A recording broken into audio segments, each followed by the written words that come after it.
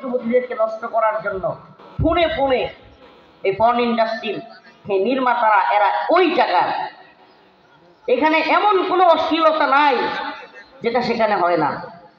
আর আল্লাহ পাক যেখানে আল্লাহর অবাধ্যতার চূড়ান্ত পর্যায়ে চলে যায়, আল্লাহ পাক সে জাতিকে আযাবের মাধ্যমে ধ্বংস করে দেন। তাহলে এই যে তারা নিয়ামত আল্লাহ পাক দিয়েছিলেন, সুন্দর সুন্দর জায়গা, টাকা পয়সা সবকিছু দিয়েছিলেন, কিন্তু উল্টা আল্লাহর নিয়ামতকে তো অস্বীকার করেছে, ফাহেশা কাজের মধ্যে জড়িত হয়েছে। গোটা পৃথিবীতে অশ্লীলতা বেহায়াপনা ছড়ায় দিচ্ছে। আল্লাহ পাক তাদেরকে এমন ধরা ধরছে যে আগুনে দাবানল তাদের কোনো ধরনের প্ল্যান কাজ করতেছে না, কোনো ধরনের মেশিন, নতুন নতুন আবিষ্কার করা যন্ত্রপাতি কোনো কিছু কাজ করতেছে না, সব অচল হয়ে গেছে। এখন একটা ভিডিওতে দেখলাম, সুবহানাল্লাহ, একটা ভিডিওতে দেখলাম শেষ পর্যন্ত এই যে সাধারণ মুসলমান যারা আগুন নিভাইতে গেছে বা সাহায্য কর্মী, এদেরকে যে আজান দেওয়া হইতেছে, আজান। চিন্তা করছেন, এখন করোনা আসার পরেও অনেকের দেখেন নাই যে ওরে বাবা কি ভালো সাজছে, বিপদে পড়লে কিন্তু মানুষ ভালো সাজে। সারা পৃথিবীতে করোনার সময়, আপনারা কি করোনার সময় ভুলে গেছেন?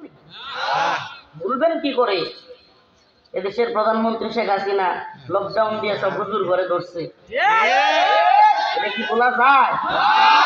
লকডাউন যখন করোনা এরকম নাই, তারপরেও লকডাউন কেন? লকডাউন দিয়েই সকল আলেমদেরকে গ্রেফতার করা হয়েছে। ওই করোনার সময় গোটা পৃথিবীর কোন জায়গায় ওই যুদ্ধ হইতে শুনছেন? রাশিয়া ইউক্রেনের যুদ্ধ হইতে শুনছেন? হ্যাঁ, ফিলিস্তিনের কি এর কয় করোনার সময় আবার কি এর যুদ্ধ হয়েছে জানেন না খবর?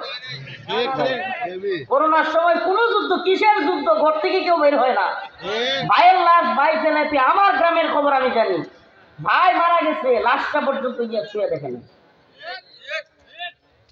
স্বামীর লাশ স্ত্রী ফেলে রেখে চলে গেছে বাপের বাড়ি। ইতালি থেকে স্বামী আসতে শুই নেয়, ইতালি বেশি করোনা, স্ত্রী হাওয়া।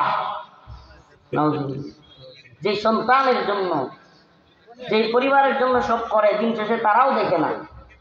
এই হইল পৃথিবী। এই করোনার সময় দেখা দিচ্ছে যুদ্ধ, বিগ্রহ, দাপট, ক্ষমতা এগুলা কিছুই না। ঠিক কি ঠিক না? এই জন্য নিয়ামত আল্লাহ পাক যে নিয়ামত দেন, আল্লাহ নিজে বলছেন, কুলিল্লাহুম্মা মালিকাল মুলক তুতিল মুলকা মান তাশা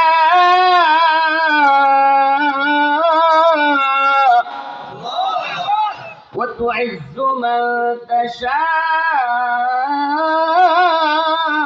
ওয়া তুযিল্লু মান তাশা।